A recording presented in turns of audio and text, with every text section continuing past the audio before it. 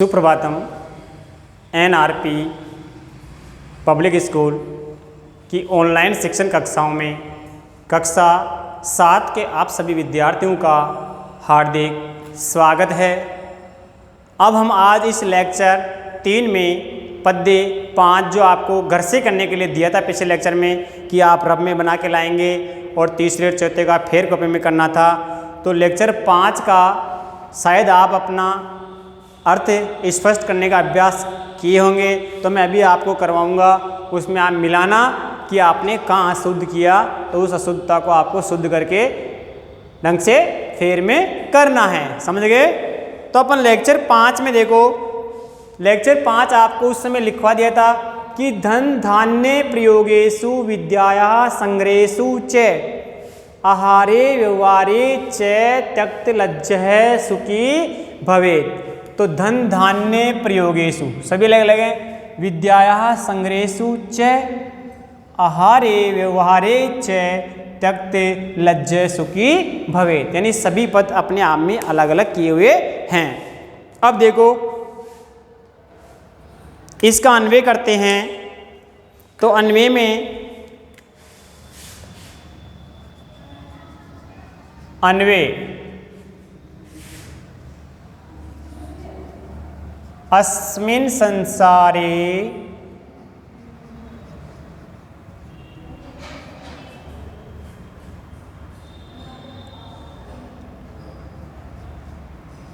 मानवान्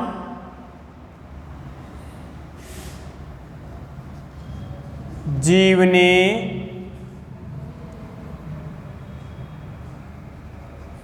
धन धान्य प्रयोगेषु विद्याया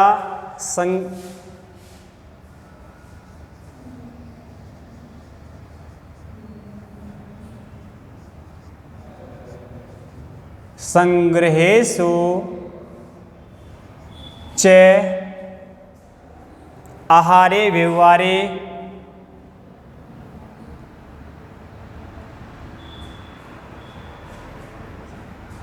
आहारे व्यवहारे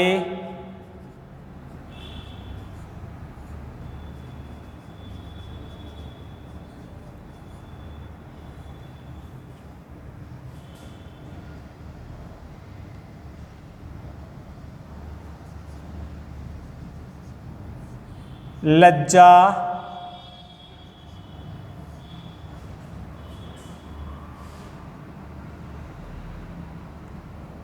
त्यक्त च सहजन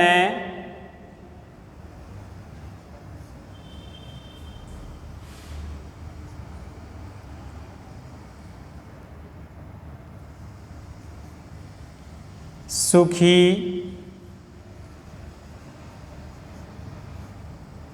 भवेत्। ये देखो कि अस्मिन् संसारे मानवान् जीवने धन धान्य प्रयोगेषु विद्याया संग्रहेषु च आहारे व्यवहारे च लज्जा त्यक्त च लज्जा त्यक्त। ये जो च है ये यहाँ इन दोनों के बीच में लिखेंगे व्यवहारे च, और यहाँ से ये हट जाएगा।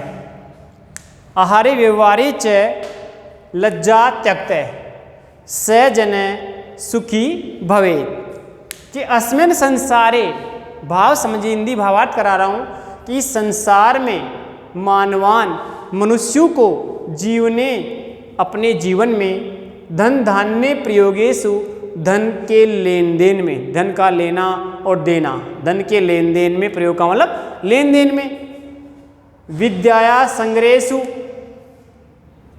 विद्या के ग्रहण करने में, विद्या को सीखने में, आहारे भोजन आदि करने में, व्यवहारे च और व्यवहार करने में, एक दूसरे के साथ व्यवहार करने में, लज्जा त्यक्त लज्जा छोड़ देनी चाहिए, अर्थात इन क्रियाओं में लज्जा नहीं करनी चाहिए।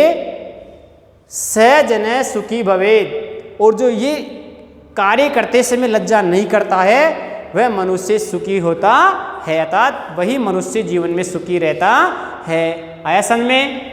दोबारा फिर देखो, अस्मिन संसारे मानवान जीवने, अर्थात इस लेखक इस पद्य के माध्यम से ये मधुर वचन प्रस्तुत कर रहा है कि संसार में मनुष्यों को जीवन में धन धान्य प्रयोगेषु, धन के लेन देन में, पैसे के लेन देन में, विद्याया संग्रहेषु च, विद्या की प्राप्ति में, आहारे भोजन आदि ग्रहण करने में, व्यवहारे एक दूसरे के साथ व्यवहार करने में, वार्तालाप में, लज्जा त्यक्त है, कभी भी लज्जा नहीं करनी चाहिए, अर्थात लज्जा को छोड़ देना चाहिए। स जन सुखी भवेत्, और जो इस प्रकार के कार्य में लज्जा को छोड़ देता है वह मनुष्य जीवन में सुखी रहता है। स्पष्ट?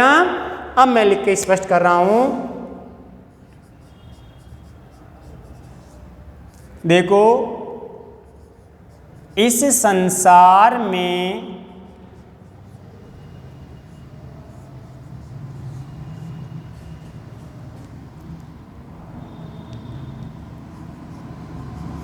मनुष्यों को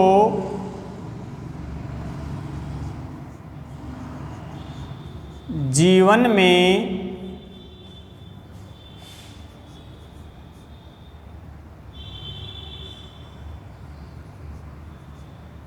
धन के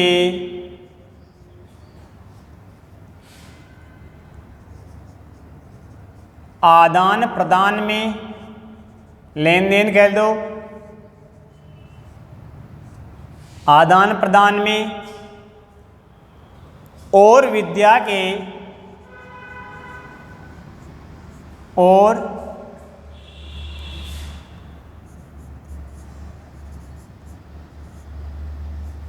विद्या की प्राप्ति में तथा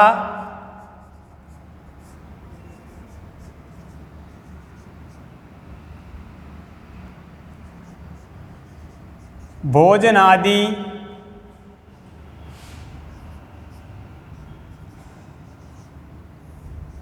ग्रहण करने में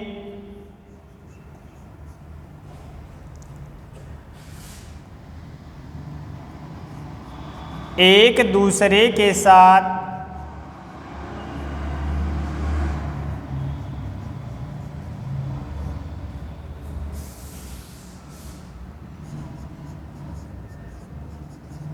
वार्तालाप,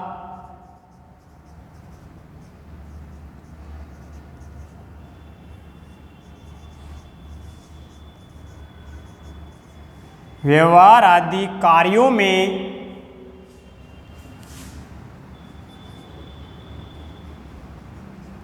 लज्जा नहीं करनी चाहिए।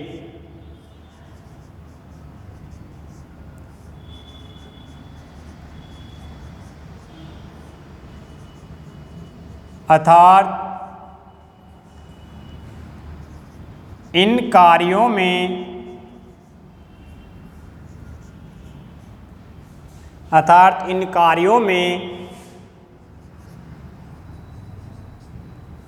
लज्जा को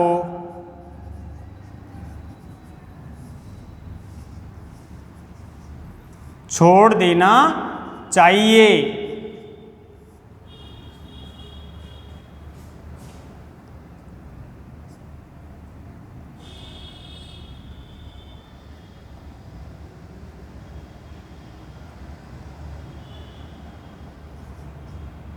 इस प्रकार का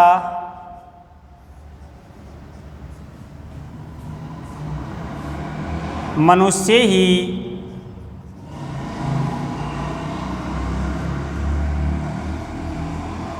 जीवन में सुखी रहता है।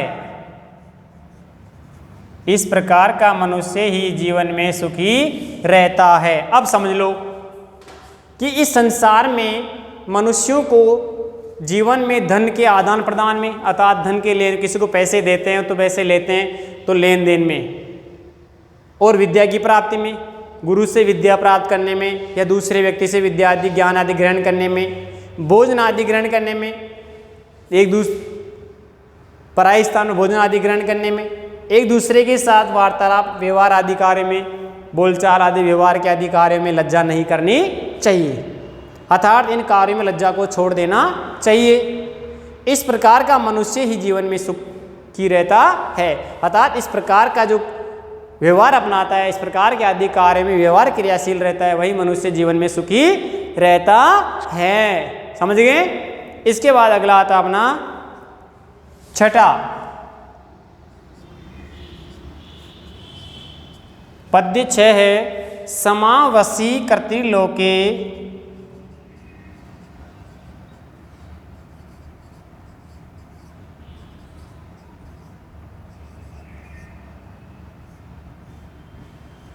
समावसी कृतिर्लोके समया किम न साध्यते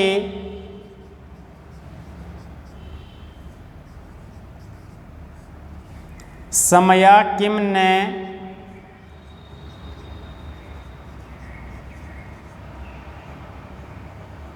साध्यते शांति खड्गे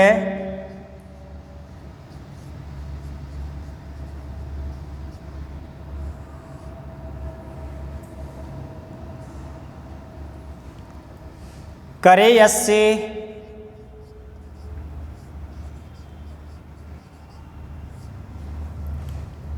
किम करिष्यति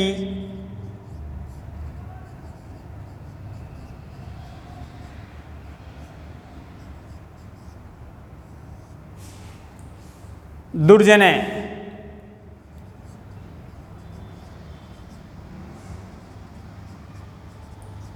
ये देखो, ये आपके सामने आखिरी पद्य है। समावसी कृतिर्लोके समया किम न साध्यते शांति खड्ग करे यस्य किम करिष्यति दुर्जने। अब इसमें पदच्छेद करेंगे तो इसमें देखो पदों को अलग अलग करके समावसी कृतिर्लोके यानी यहाँ से अलग हो जाएगा, ये पद अलग होगा। समया किम न साध्यते शांति खड़क करे यस्य किम करिष्यति दुर्जने। तो एक पदच्छेद है जिसका पदच्छेद हो जाएगा समावसी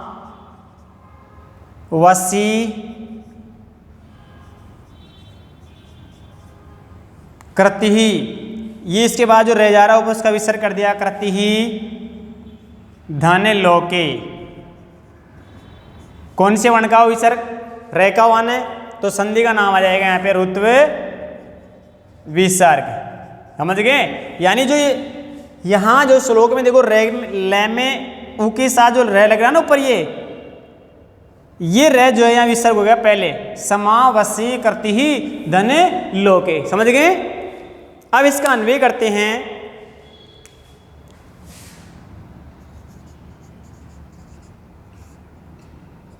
अस्मिन् लोके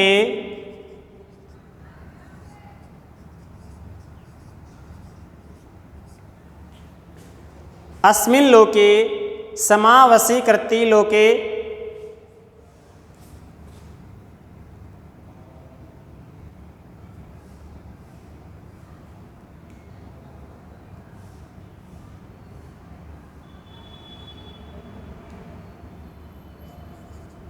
समया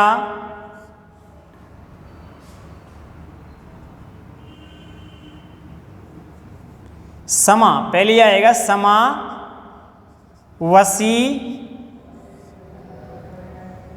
इति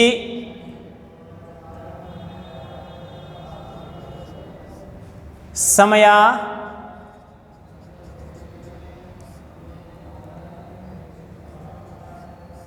किम न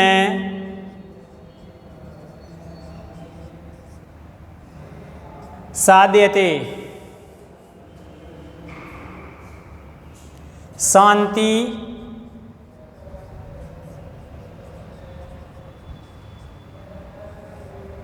खड्ग इति यस्य करे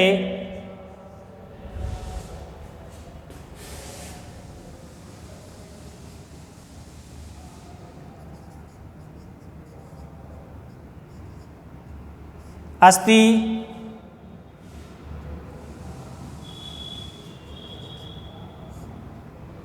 तस्य मानवस्य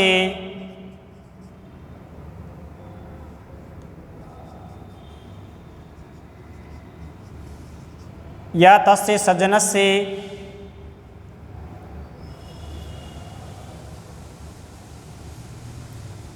दुर्जने अपि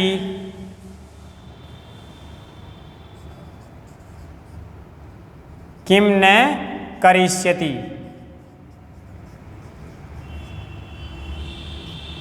ये देखो कि अस्मिन् लोके, इस संसार में, अस्मिन् लोके, पहले अन्वय सुन लो, समावसि इति समया किं न साध्यते शांति खड्ग इति यस्य करे अस्ति तस्य सज्जनस्य दुर्जने अपि किं न करिष्यति। इस संसार में समावसी अतः समाई एक वशीकरण है। इस समा के द्वारा किम न साध्यते, क्या नहीं सिद्ध किया जा सकता है, किम न साध्य से अर्थात क्या सिद्ध नहीं किया जा सकता है। शांति खड्ग इति यस्य करे अस्ति, शांति रूपी तलवार जो है यस्य करे, जिसके हाथ में है, जिस सज्जन के हाथ में शांति रूपी तलवार है, तस्य सज्जन से दुर्जन अपि किम न करिष्यति, ऐसे सज्जन मनुष्य का दुर्जन कुछ भी नहीं कर सकता है। अर्थात ऐसे सज्जन मनुष्य का दुर्जन कुछ भी नहीं करेगा, अर्थात कुछ भी उसका बिगाड़ नहीं सकता है। आया समझ में? अब दोबारा देखो, एक बार फिर से समझा रहा हूं कि यस्मिन लोके, ध्यान से समझना कि इस संसार में समावसी कि समाही वशीकरण है, अर्थात समाही एक बड़प्पन है, किसी को समा करना ही उसका एक मंत्र है, बड़प्पन है। और इति समया, और इस समा के द्वारा, इस बड़प्पन के द्वारा किम न साध्यते जीवने, जीवन में क्या सिद्ध नहीं किया जा सकता है, अर्थात कौन सा कठिन कार्य जिसको सिद्ध नहीं कर सकते हैं। शांति खड्ग इति यस्य करे अस्ति, और जिस सज्जन के हाथ में एक शांति रूपी तलवार विराजमान है, तस्य सज्जनस्य दुर्जने अपि किम न करिष्यति, उस सज्जन का दुर्जन भी क्या कर सकता है, अर्थात उस सज्जन मनुष्य का दुर्जन भी कुछ नहीं बिगाड़ सकता है। स्पष्ट? अब इसका मैं देखो हिंदी अर्थ करके समझा रहा हूं। भावार्थ में कि इस संसार में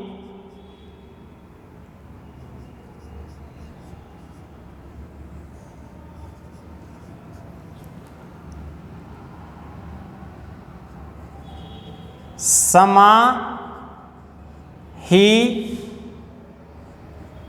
एक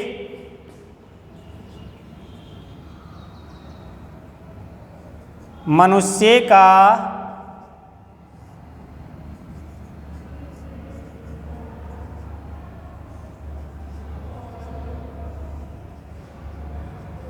बड़प्पन है। इस समा के द्वारा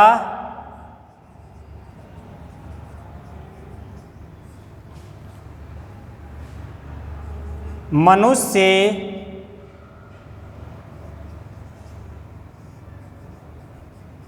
क्या सिद्ध नहीं कर सकता है,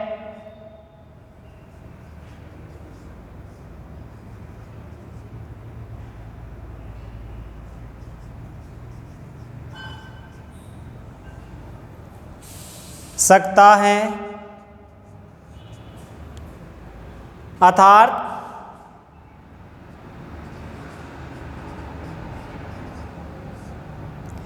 जिस सज्जन के, अर्थात जिस सज्जन के हाथ में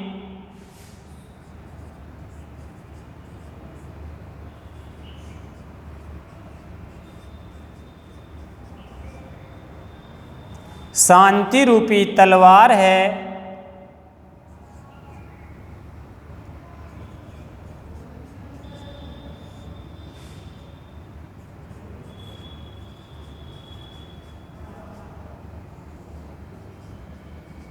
विद्यमान है, ऐसे सज्जन मनुष्य का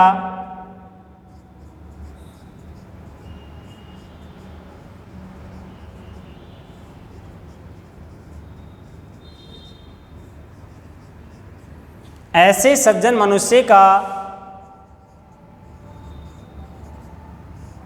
दुर्जन भी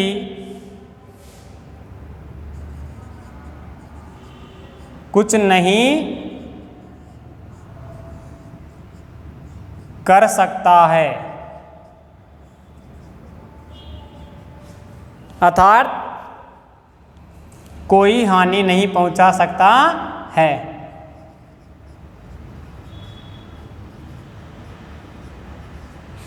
कोई हानि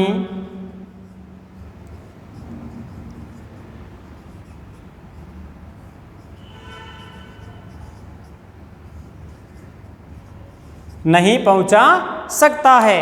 अब देखो समझ लीजिए कि संसार में समाही एक मनुष्य का बड़प्पन है, एक वशीकरण मंत्र है। इस समाशील बड़प्पन के द्वारा ही अर्थात इस समा के द्वारा ही मनुष्य क्या सिद्ध नहीं कर सकता, अर्थात जीवन में ऐसी कौन सी वस्तु जिसको सिद्ध नहीं कर सकता है।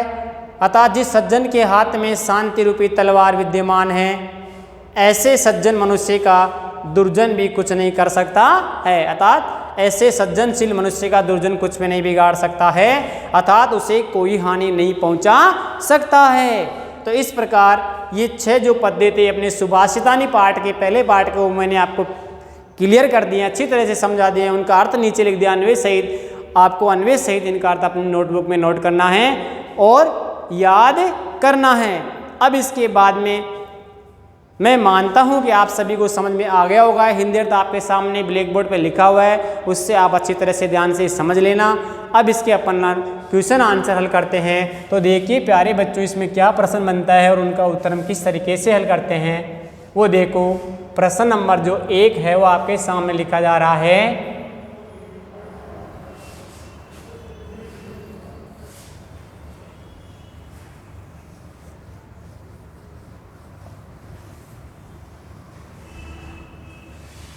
प्रश्न नंबर 1, क्वेश्चन नंबर 1 में देखो सभी श्लोकों को सहस्वर गायन करना है, तो इसमें आगे मतलब याद करना है। क्वेश्चन नंबर 2 में आपको यथा योग्यम श्लोकांशान मेलियत, यानी इच्छा के अनुसार मतलब योग्य के अनुसार भाई कौन सा श्लोक की पंक्ति किस पंक्ति से मिल रही है तो वो पूरा श्लोक बन रहा है, ऐसे मिलाल करना है। तो क्वेश्चन नंबर 2 है, 2 देखो यथा योग्यम श्लोकांशान मेलियत, यथा योग्यम श्लोका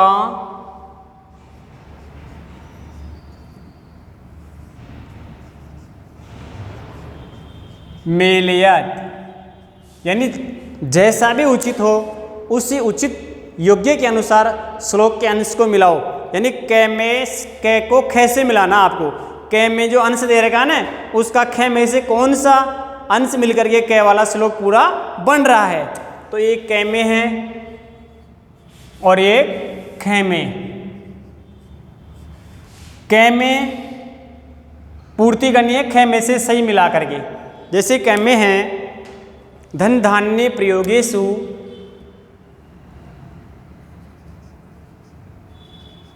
धन धान्य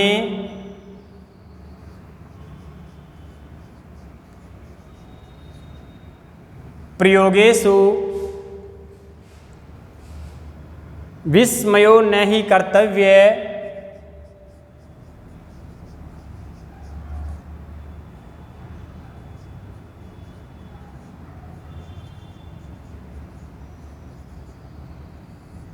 कर्तव्य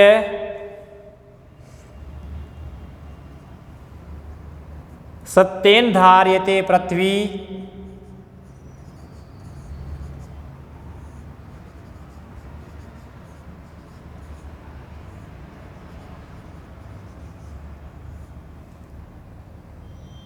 सद्भिर्विवादम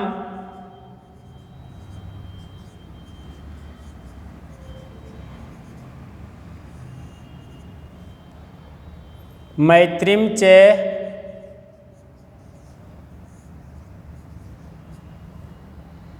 आहारे व्यवहारे च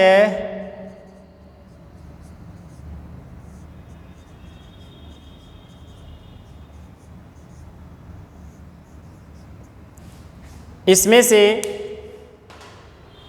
अब आपको खेमे हैं ना सदवी,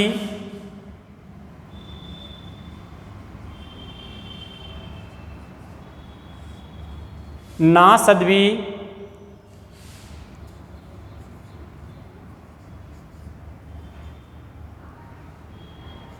किंचिद,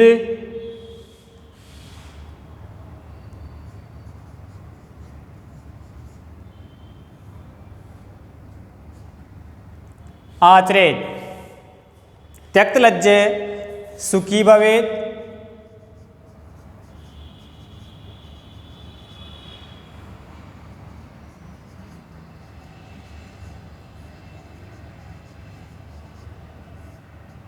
सुखी भवेत्, बहुरत्ना वसुंधरा,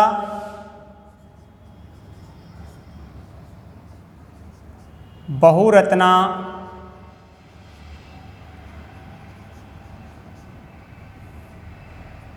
वसुंधरा,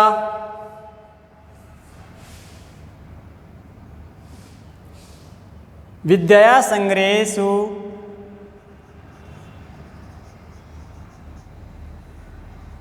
विद्यायाः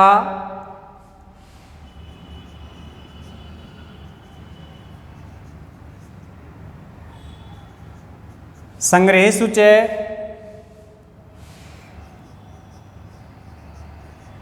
सत्येन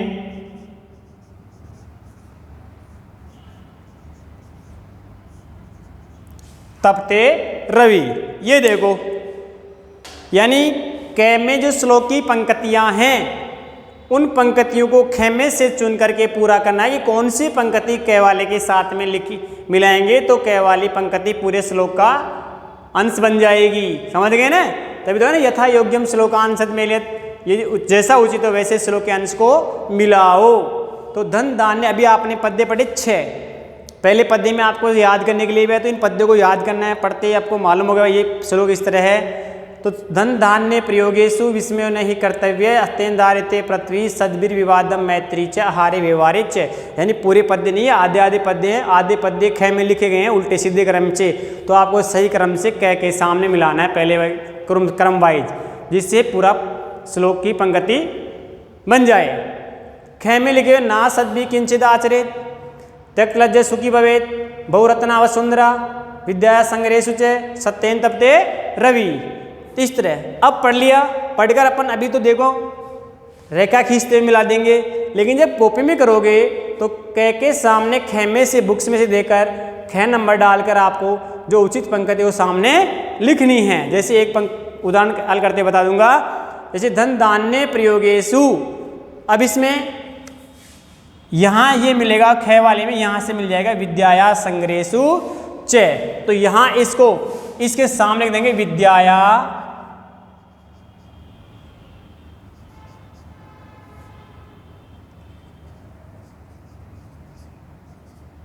संग्रहेषु च। ठीक है, इस तरह लिखना बराबर। तो अभी तो आप इसमें ऐसे बता रहा हूं निशान करके, कॉपी में करोगे तो इसके सामने जो इनमें से उचित हो बराबर लिखोगे। विस्मयो नहीं कर्तव्य है, सत्येन धारिते पृथ्वी सत्येन तपते रवि। पहले इसको ले लो नीचे वाले को, तो यार सत्येन तपते रवि, जो नहीं आ रहा उसको छोड़ दिया करो, हम दोबारा राउंड लेंगे उसमें पूरा करेंगे। पहले एक बार जो जो अपन को आ रहा है उसको मिला रहे हैं। सद्भिर विवादम मैत्री च ना सद्भि किंचित आचरित, इससे मिल जाएगा ये। ठीक है, पहले वाले से आहारे व्यवहारे च त्यक्तलज्जे सुखी भवेत्, और विस्मयो नहीं कर्तव्य, और ये मिल जाएगा, ये रहेगा बहुरत्ना वसुंधरा। स्पष्ट? इस तरह से आपको कार्य करना है। तो अब मिला दो, धन धान्य प्रयोगेषु किससे मिला? विद्याया संग्रहेषु, तो यहाँ आ जाएगा विद्याया संग्रहेषु इस तरह। विस्मयो नहीं कर्तव्य, तो बहुरत्ना वसुंधरा यहाँ आ जाएगा। सत्येन धारिते पृथ्वी, तो सत्येन तपते रवि, इसके सामने यहाँ लिखने के बाद तीसरा यहाँ जाएगा। सद्भिर विवादम मैत्री च ना सद्भि किंचित आचरेत, यहाँ आ जाएगा। और आहारे व्यवहारे च, ये त्यक्तलज्जे सुखी भवेत्, यहाँ लिख दिया जाएगा। समझ गए? तो अब अपना होमवर्क नोट करो। बस आज इतना ही पढ़ाएंगे। क्वेश्चन नंबर 3 आपको अगले लेक्चर में समझाया जाएगा। तो अपना होमवर्क लिखिए।